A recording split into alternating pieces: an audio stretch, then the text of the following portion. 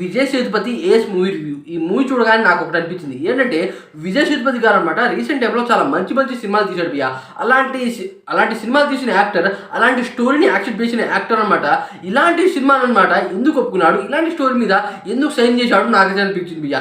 ఏంటంటే ఏమీ లేదు మూవీలో, మొత్తం డొల్ అనిపించింది. అందుకే అనమాట ఈ మూవీని అనమాట ప్రమోషన్ కూడా చేయలేదు తెలుగులో. విజయ్ సేతుపతి గారికి తెలుగులో మంచి క్రేజ్ ఉంది భయ్య. అలాంటి క్రేజ్ని వాడుకోవాలి కానీ ఇలాంటి మూవీని అనమాట డబ్ చేసి తెలుగులో ఎందుకు రిలీజ్ చేశారు అనిపించింది. ఇక విషయానికి వస్తే భయ్య, మూవీలో అనమాట పోకరు అంటే కార్డ్స్ గేమ్ గురించి అయితే చూపిస్తారు. అయితే విజయ్ సేతుపతి గారు ఆ గేమ్ ఎందుకు ఆడతాడు, ఆ వచ్చే డబ్బులు అనమాట ఏం చేస్తాడు, అది కాకుండా దాని తర్వాత ఏం జరుగుతుంది అన్నమాట ఈ మూవీ స్టోరీ. అయితే భయ్య దీంట్లో మలేషియా పోలీసులు అనమాట, అంటే ఈ మూవీ మొత్తం మలేషియాలోనే ఉంటుంది భయ్య. అంటే చాలా సినిమాలు అనమాట బయట దేశాల్లోనే తీస్తున్నారు, కానీ ఈ మూవీ మొత్తం ఆల్మోస్ట్ అనమాట మలేషియాలోనే తీశారు. అయితే మలేషియా పోలీసులు అనమాట చాలా డౌన్గా చూపించారు. వాళ్ళకి అసలు పవర్ ఉందా లేదా అని అనమాట మనకైతే అనిపిస్తుంది. విజయ్ సేతుపతి గారి క్యారెక్టర్ అనమాట పూర్తిగా మనకు అర్థం కాదు భయ్య, అదోలా ఉంటుంది. అదే కాకుండా దీంట్లో కమెడియన్గా అనమాట యోగి బాబు గారు అయితే ఉన్నారు.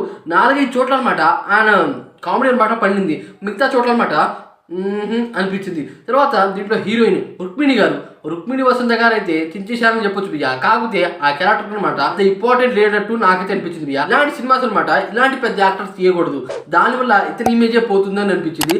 బ్యాక్గ్రౌండ్ స్కోర్ కూడా బాగా లో ఉంది భయ్య. సినిమా అంటే తీసే విధానం బాగుంది, కానీ అనమాట సినిమానే మరీ బోర్డ్గా అనిపించింది. నాకైతే ఎక్స్పెక్ట్ చేసా భయ్య, నేను బీభత్సంగా ఎక్స్పెక్ట్ చేసి ఈ మూవీకి అయితే వెళ్ళాను. పూర్తిగా డిసప్పాయింట్ అయ్యాను భయ్య చెప్పాలి అంటే. ఒకవేళ మీరు ఏస్ మూవీ చూసినట్టయితే మీకు ఎలా అనిపించింది అనే డెఫినెట్ కామెంట్స్ వీడియోకి లైక్ చేయండి.